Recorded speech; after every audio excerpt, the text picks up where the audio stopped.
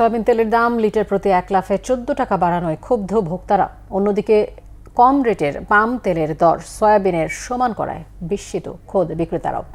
মৌলভীবাজারের পাইকারি ভোজ্য তেল ব্যবসায়ীরাও মনে করছেন আন্তর্জাতিক বাজারের দোহাই দিয়ে ভোক্তাদের সাথে প্রতারণা করছেন মিল মালিকরা। আরও জানাচ্ছেন জিয়াউল হক সবুজ।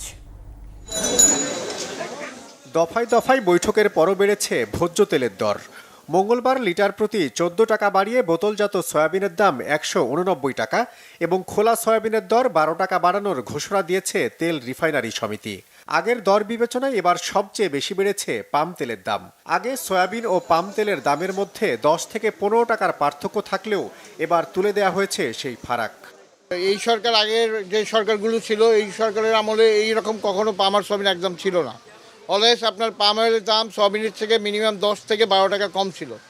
বাট এইবার কেন এইটা এরকম হচ্ছে আমাদেরও মাথায় আসতেছে না। ইনপুটের কারণে না, ওনারাই ওনাদেরকে বলে যে এইভাবে এইটা সিন্ডিকেট করে, এইটাই মনে হয় মূলত বিষয়টা বুঝতেছি। নতুন দর ঘোষণা হলেও বুধবারও রাজধানীর পাইকারি মোকাম মৌলভীবাজারে আগের দরেই বিক্রি হয়েছে সয়াবিন ও পাম তেল। আমি কোম্পানিদের সাথে যোগাযোগ করছি, ওরা বলল যে হ্যাঁ আমরা কালকে থেকে মানে রবিবার থেকে পুরোপুরি ডেলিভারিতে যাবে, মাল দিবে, আর কালকের থেকে সম্ভবত ওরা ডিউ নেওয়া শুরু করবে। সয়াবিন ও পাম তেলের দর সমান করার সিদ্ধান্তে অবাক পাইকারি ব্যবসায়ীরাও। ভোজ্য তেলের দর বৃদ্ধিকে শুভঙ্করের ফাঁকি বলেও মনে করছেন মৌলভীবাজার ব্যবসায়ী সমিতির নেতারা। এই পাম তেলটার বিষয়টা একটু অধিকতর চিন্তা করাটা উচিত বলে এবং এটা চেঞ্জ করাটা উচিত বলে আমি মনে করি।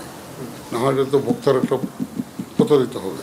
যারা আমদানিকারী উৎপাদনকারী তারা ভালো একটা গেইন করবে, আমরা সাধারণ ভোক্তা যারা আছি আমরা এটা একটা শুভঙ্করের ফাঁকির মতো হলো না।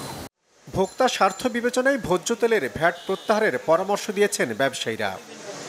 জিয়াউল হক সবুজ, বাংলা ভিশন, ঢাকা।